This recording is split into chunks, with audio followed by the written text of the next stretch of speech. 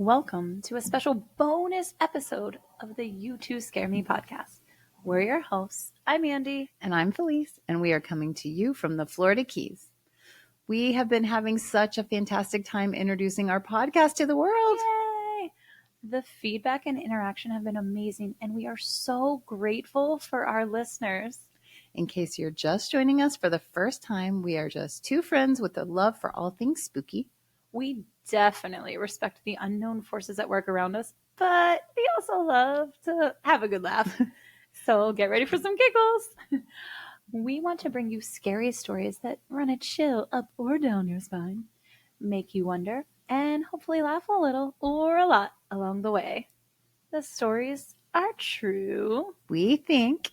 We normally focus on our home Key West with plans to expand in the future. But for this episode, we are going to Ireland. I wish we were actually going to Ireland, but alas, today we're just going there in our story. I would love a break from this heat. Yes. Yes, today would be the perfect day to go to Ireland. A little misty rain. That's exactly what I'm picturing. Yes. Rolling hills, like perhaps a little sweater. Yes, dressing in layers. Dive into the shadows with us as we bring you haunting tales in this special episode of the You Two Scare Me podcast. Shall we dive in?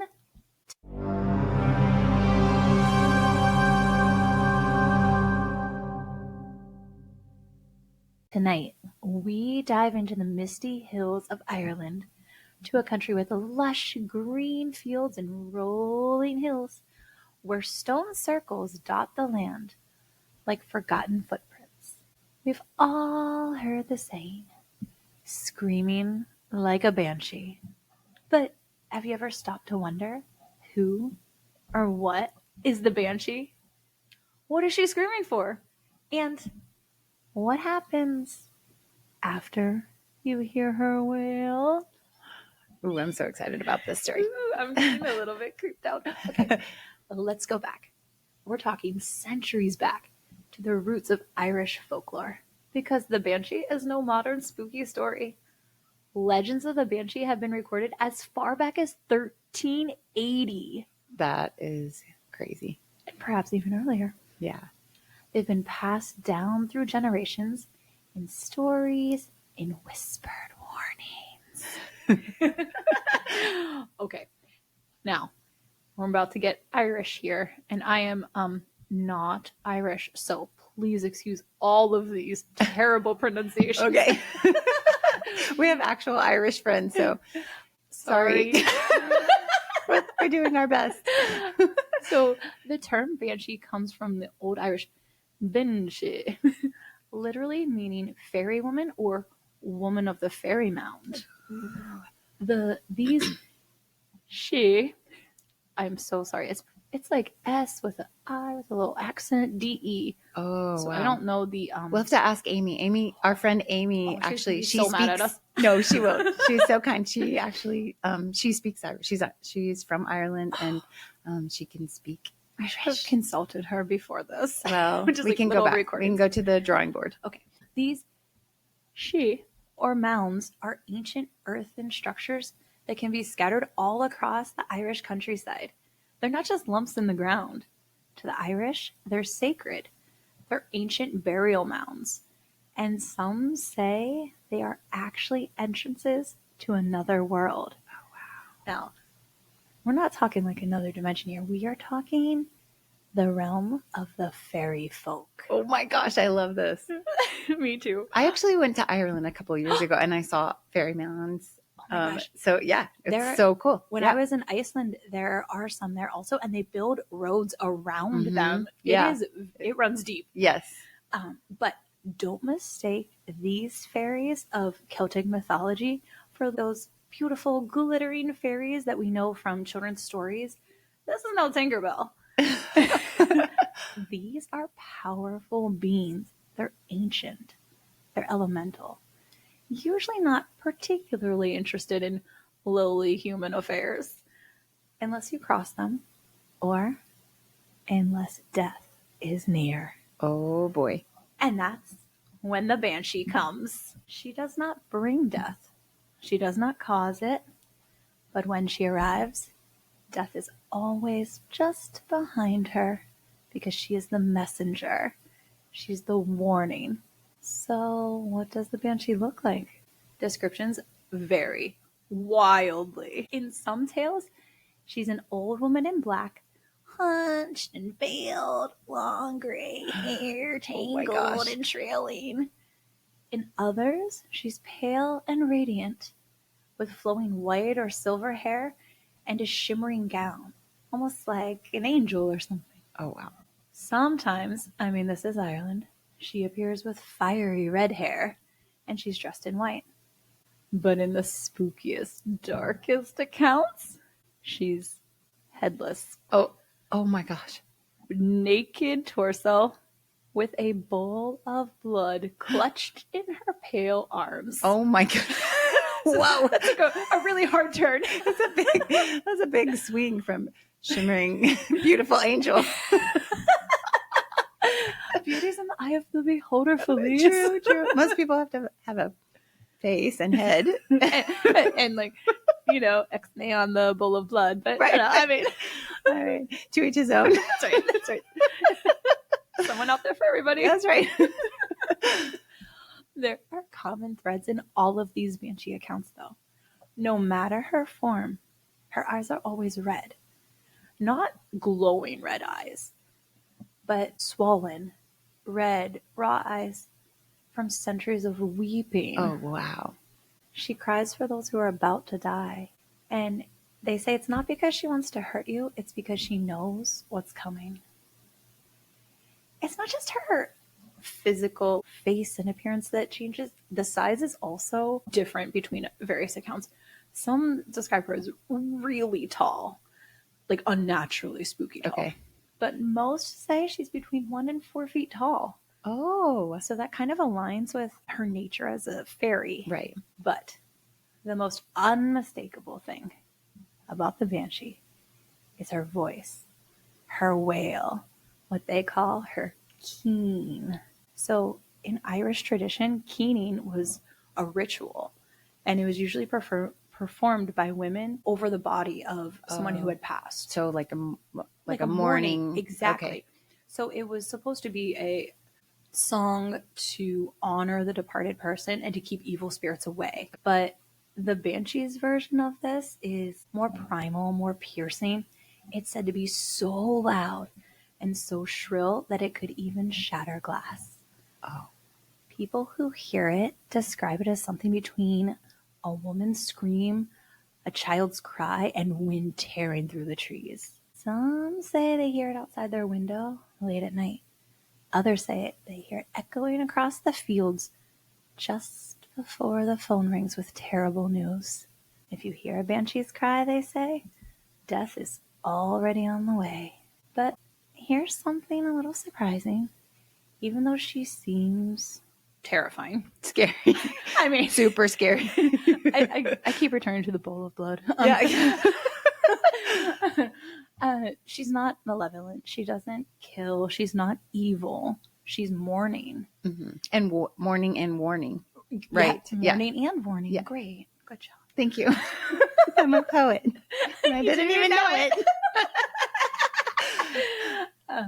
In some legends, they even say that the Banshee acts as a guide for souls to help them peacefully cross, almost like the, was it the boatman or whatever? Okay, yeah.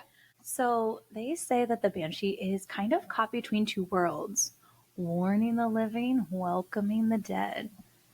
Here's where it's a little interesting too. There's a sense of exclusivity to her appearances. Oh. According to Irish lore, Banshees wail only for those descended from the old Celtic bloodlines. Oh my goodness. They call them the pure Malaysian stock.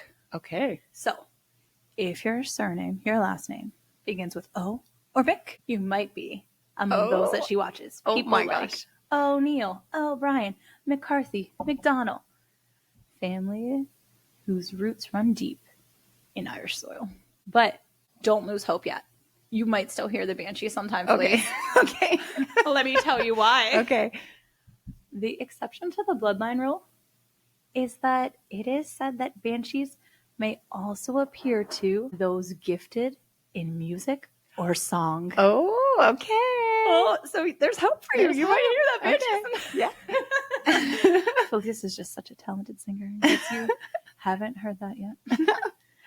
So, what is it? I don't know. Maybe it's that those people gifted in song, maybe they're closer to the fairy world. Okay. Maybe the music of the fairies is, something they connect with people who have that musical ability. I don't know. So what do you make of the Banshee? Is she a relic of the old world? These old stories? Is she actually a messenger, a symbol of death? Is she still out there, waiting, wailing? Oh my God. So, when you're laying in bed and the wind brushes your window, listen. If you hear a cry that chills your blood, it might not be the wind, Feliz. Oh my gosh. Some cries aren't meant to be ignored. It could be a banshee, and it could mean dun dun dun. Death is approaching. Oh my goodness. I am so excited to tell you our Somebody Told Me story. So, in case you don't know, this is a segment of our show where we share stories that somebody told us with you. And actually, this story is what inspired us to do this episode to begin with. But Andi hasn't heard the story. Oh my gosh, I cannot. You are going to fall out. Oh my gosh, I've been waiting and waiting. Yes. Okay. Okay, are you ready? Let me prepare myself. Yes.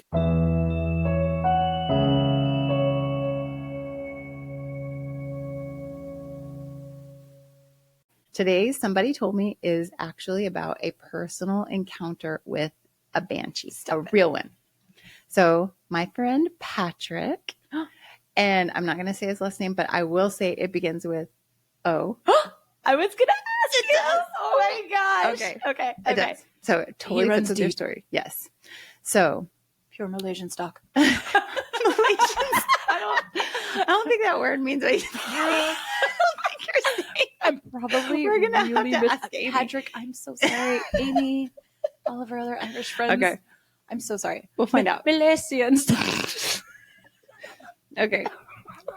Okay. Back to the story. So when Patrick heard that we were starting the You Two Scare Me podcast, he could not wait to tell me about his experience with a real banshee.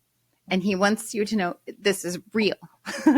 So Patrick's parents are Irish. And although he grew up in Canada, he spent a lot of his life in Ireland. And he would spend he would go there on holiday every summer. And then he even has lived there and worked there as an adult. So he emailed me the story to tell me about what happened when he was visiting there when he was 21. Oh my gosh. So this is his email. I'm not the type who typically believes in ghosts or the supernatural, but I had a very frightening experience a long while back while on a trip to Ireland when I was 21 years old. My uncle owned a pub in a small town called Charleville in County Cork, a small town of maybe a couple thousand people, very much in the middle of nowhere. I was visiting for the weekend and staying upstairs above the pub. So side note, a couple of years ago, Bill and I took a trip to Ireland and we also stayed above a pub. Shout out to the Anvil Inn in County Kerry. Oh. And so it's really cool. It was like the coolest thing ever to just stay above this pub in the middle of nowhere. So just like Patrick was saying. Okay. So for me, the lady that owned the pub and ran the pub was super sweet. And she told us all about the area and laid out exactly what we needed to do on that leg of the trip. So also we rented a car and I got in a wreck, which was entirely my fault. So my advice, if you visit Ireland, is get the car insurance. Oh. Follow my advice on that one. Noted. Okay. So back to the story. That evening, this is Patrick's story. I wanted to go down to the pub and have a few Guinnesses. Guinness. Is it Guinnesses or Guinness? Guinness. No. He was having a few brewskis of Guinness with his cousin. But his cousin thought it would be better if they just grabbed a 6-pack and headed out to the back of the house to drink outside. So we went out back. It was about 9:00 at night and pitch black. We hopped a big stone fence and we were in a field that had a few cows in it, but that was about it. So we leaned against that fence and we started to drink. Nothing happened for the first beer or so. Then, completely out of nowhere, on the other side of the stone fence, literally right behind us, we heard this horrific, crazy, wild scream. It was the scariest thing I ever heard. It was shrill, it was super loud, a sad wailing, and it wasn't human. Oh my gosh, I have chills literally from my head Yes. down my arms. I see that. Oh yes. my gosh. Okay. I asked my cousin if it could have been some sort of animal in distress, but he said no. A few seconds later, we heard it 200 yards to the left. Seconds later, it sounded again, maybe 300 yards to the right. Then one last time, right up close. It was intense and it was incredibly frightening. Oh my gosh. I know. Nothing running on land could move this fast all around us. We never actually saw anything. We just heard the screaming all around us, and it absolutely freaked us out. We grabbed our beer and hopped the fence and ran back into the pub. I sat inside the bar this time and tried to calm down. I ordered a Guinness and we tried to figure out what it could have been. My cousin mentioned a banshee. I had never heard of this before. He told me the story that a banshee suddenly wails as a harbinger of pending death. 5 minutes later, I cannot. Okay, sorry. 5 minutes later, my aunt entered the bar and said that there had just been a terrible car crash a block away and a man had just died in the accident. Oh my gosh. The banshee had indeed signaled pending death. I am like gonna cry. Isn't that crazy? I am so scared right now. Isn't that crazy? Oh and the other thing gosh. is, so if you know my friend Patrick, he is very literal. He's very like a common sense kind of guy. Like I don't think that he's like a ghosty kind of guy. He's not, into the unknown like we are, he's just like a straightforward person. And so for this to be such a real experience for him is amazing. That's unreal. Yeah. I have no words. I am so scared. I'm scared to look out the window behind me. Not that I have a last name that starts with O or Nick, but I can't believe that he also has a last name that starts with O. I know. Isn't that crazy? Well, that's funny too, because so listeners, we don't read each other's stories first. So when you were telling all the details about the last name with an O and, all of these things, I was like, oh my gosh, this fits in exactly with Patrick's real story. And when I saw him yesterday and I told him, hey, guess what? We're going to do this bonus episode and your story's going to be in there. And he said to let the listeners know that it is real. Oh, so, without a doubt. My gosh. Isn't that crazy? I'm trying to think. I mean, I read the description, I hear the story, but I'm trying to imagine in my brain, what does this actually sound like? Yeah. And also, the movement thing is so scary. Yeah. Yes. Oh my gosh. Yeah, it kind of reminds me about, I can't remember if we talked about this before, but stories that you hear about Appalachia. Oh my gosh. In the woods, just yes. like sounds that come out of nowhere and, you're supposed to not acknowledge them at all, If something happens, ignore it. Yeah. So, and then the fact that his aunt came in and someone had passed. I cannot like 5 minutes later. Believe that. That is so unreal. Yeah. Oh my gosh. Yeah. So there you go. Whoa. I don't really want to hear a banshee. I don't think I do either. Good thing I'm not talented in the areas of music, and your name doesn't begin with O. Oh my gosh. I don't know. You could be on that list. You Maybe. could be attracting those fairies. Well, we'll see. Whoa.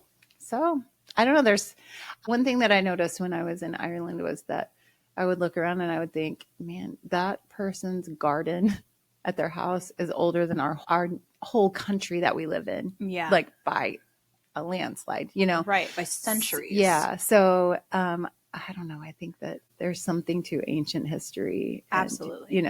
And I think too, especially in some of those places. So like Ireland, Scotland, Iceland, those kind of places where these types of stories about nature spirits or fairies or whatever, kind of are more popular, people have a deep respect for these kind of things. And it's not like laughed about. It's Right. not just a tale.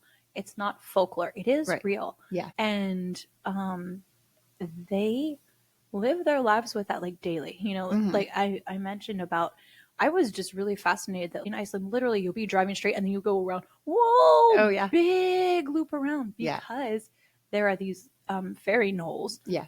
And it's incredible to me. Yeah. It's really very cool.